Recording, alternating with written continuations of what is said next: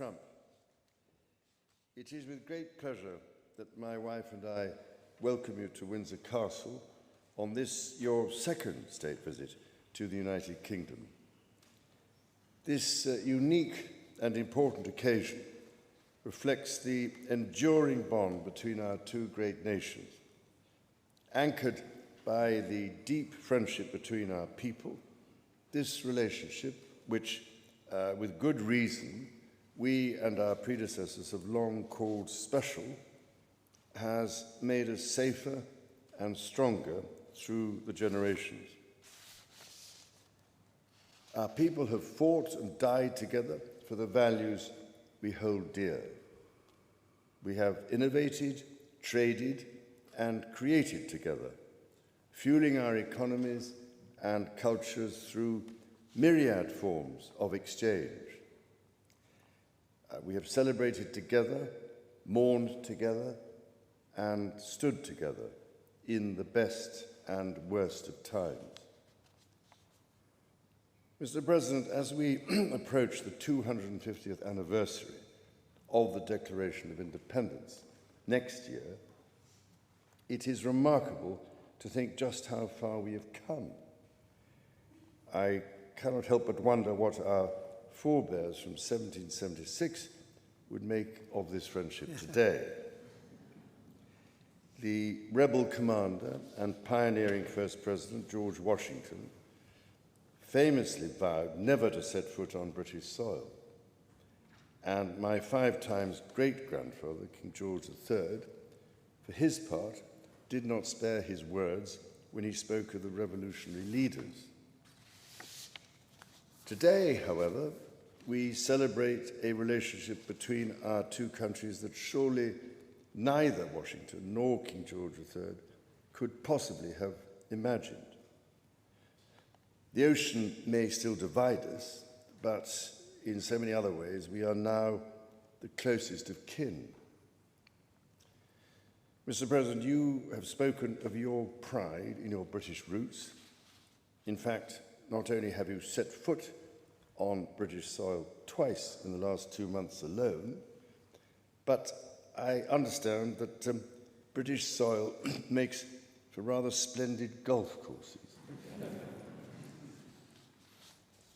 Now, for my part, I have always admired the ingenuity of the American people and the principles of freedom which your great democracy has represented since its inception.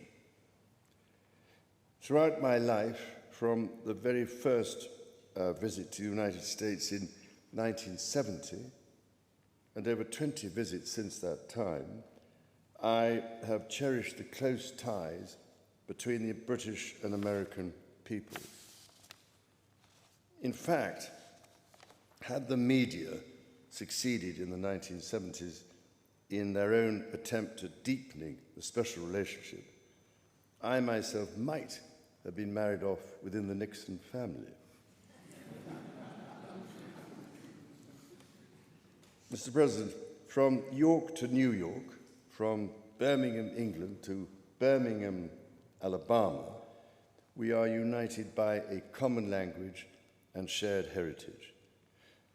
The many thousands of people from each of our countries who have made the other their home have enriched our societies immeasurably, a fact that gives me the greatest pride.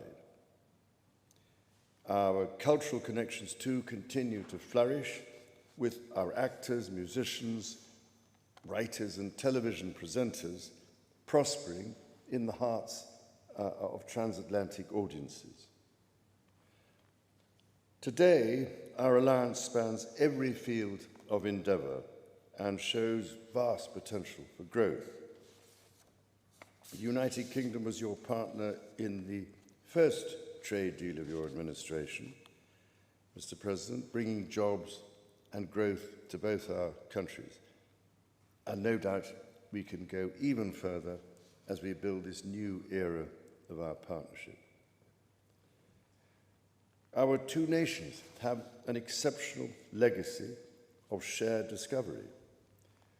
Together we laid the foundations of nuclear science, mapped the human genome, and built the internet, upon which all contemporary commerce, communication, and defense is based. Together, our scientists and engineers are shaping the world of tomorrow, not least with new partnership agreements on technology and the prosperity that stands to bring.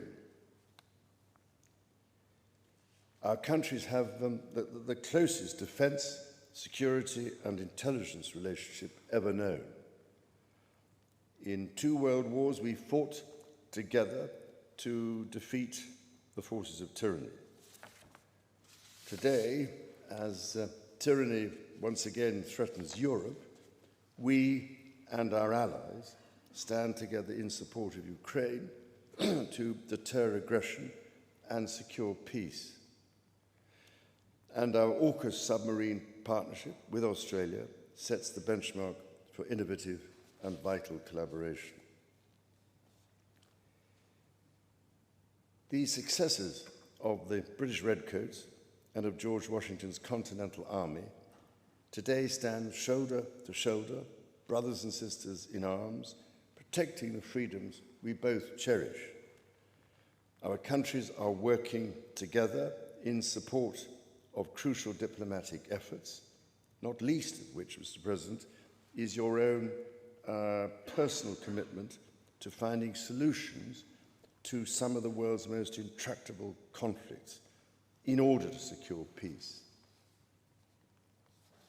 In striving for a better world, we also have a precious opportunity to safeguard and to restore the wonders and beauty of nature for the generations who follow us.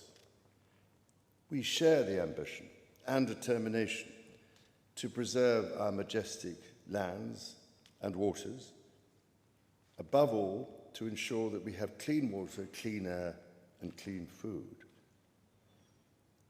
Our legacy for the next 250 years and beyond is to ensure that our children, grandchildren, and those who come after them can experience the awe and magnificence of the natural treasures found in the countryside, on the coasts, in the seas, and in the national parks established by your predecessors and mine.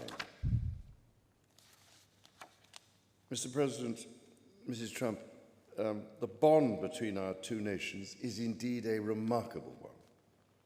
Forged in the fire of conflict, it has been fortified through our shared endeavours and burnished by the deep affection between our people. Tested time and again, it has borne the weight of our common purpose and raised our ambition for a better world. So, in renewing our bond tonight, we do so with unshakable trust in our friendship and in our shared commitment to independence and liberty. Therefore, as we celebrate this unparalleled partnership, allow me to propose a toast to President Trump and the First Lady, and to the health, prosperity, and happiness of the people of the United States of America.